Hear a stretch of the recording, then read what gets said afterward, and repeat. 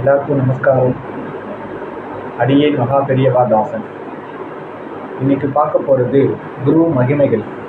குரு மகிமைகள் அப்படின்ற தலைப்பில் நம்ம இன்னைக்கு மகா பெரியவா நடத்தின ஒரு அற்புதமான நிகழ்வை பற்றி பார்க்க போகிறோம். மகா பெரியவாளுக்கு கோடிக்கணக்கான பக்தா இருந்தான். அப்படிப்பட்ட பக்தாரோட வாழ்க்கையில் மகா பெரியவா நடத்தின நிகழ்வு பற்றி தான், அற்புதம் பற்றி தான் இன்னைக்கு பார்க்க போகிறோம். ஒரு பக்தர் சென்னையில் இருந்தார். அவர் ரிட்டையர்மெண்ட் ஆகிட்டார். அவருக்கு வயசு 80. அவர் பொன்னாத்தில் தான் ஸ்டே பண்ணியிருந்தார். அவருக்கு மனைவி கிடையாது. அவருடைய ஒய்ஃப் தவறிட்டாங்க. அவருக்கு வயசு 80ன்றதால அவருக்கு ரெகுலராக ஏதாவது நோய் வந்துகிட்டே இருந்தது. உடம்பு படுத்திக்கிட்டே இருந்தது. அவரால் ஒன்றுமே முடியலை. அவருக்கு ஒரு ஆசை, மகா பெரியவாளை தரிசனம் பண்ணணும். ஆனால் அவருக்கு வயசு 80. அவரால் பஸ்ஸில் ஏறி இறங்கி ரொம்ப சிரமம். கை கால்கள் நிறைய ஆல்ரெடி இருந்திருக்கு. சரி, தனியாக கார் வச்சுட்டு போகலாம் அப்படின்னு பார்த்தா வசதி குறைவு தான் அவருக்கு. அதனால் அவரால் அதுவும் கார் வச்சுட்டு போகவும் முடியாது.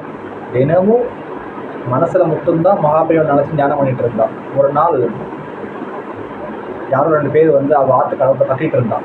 தொடர்ந்து பார்த்தா நாங்கள் காஞ்சிபுரத்துலேருந்து வரோம், மகாபெரியவா எங்களை அனுப்பிச்சா, உங்களை அழைச்சிட்டு வர சொல்லி, உடனே அழைச்சிட்டு வர சொல்லிட்டு. இவருக்கு ஒன்றும் புரியலை.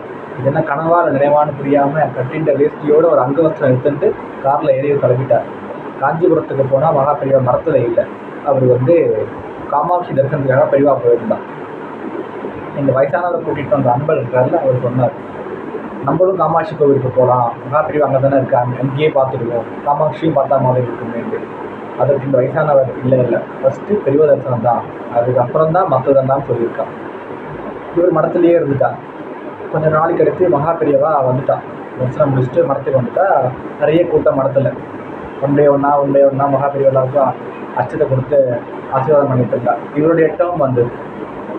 இவர் மகாபெரியவாவை பார்த்த உடனேயே அவருக்கு உடம்பு நடுங்க ஆரம்பிச்சிச்சு, வேர்த்து கொட்டுது, கண்ணது ஜலமாக வந்துட்டே இருக்கு. இவருக்கு என்ன வாய் பேச முடியல. அவரால் மகாபெரியவாவை ஒரு 2 நிமிஷம் இவர் ஏற இறங்க பார்த்தார். அதுக்கப்புறம் அந்த வயசானவர் மகாபெரியவாவை பார்த்து சாஷ்டாங்க நமஸ்காரம் பண்ணார். ஒரு சிலை மாதிரி ஆகிட்டார். நமஸ்காரம் பண்ணவர் ஒரு சிலை மாதிரி ஆகிட்டார். அவரால் எந்த அசைவுமே இல்லை. சுற்றி இருந்த சிஷ்யாலாம் எந்திரிக்கோ, டைம் 4 ஆகிடுத்து, அடுத்தவா தரிசனம் பண்ணணும்னு சொல்லியிருக்கா. அவர் எந்திரிக்கலை. ஸோ மகாபெரியவா என்ன பண்ணான்னா, ஒரு காஷாய உடையை எடுத்து அவர் மேலே போடும்போது அவருக்கு அடுத்து அங்கே நடந்தது அந்தீம காரியம் நடந்தது. ஆக்சுவலாக அதாவது அவர் சித்தி அடைஞ்சிட்டார். அந்த வயசானவர் சித்தி அடைஞ்சிட்டார். மகாபெரியவா சன்னிதானத்தில் மகாபெரியவாத ஆசீர்வாதம் வாங்கி அவர் சன்னிதான சித்தி அடைஞ்சது எவ்வளோ பெரிய புண்ணியம். ஆக்சுவலாக இவருடைய கடைசி காலம் வந்துடுத்துன்னு மகாபெரியவா ஏற்கனவே கணிச்சிட்டான்.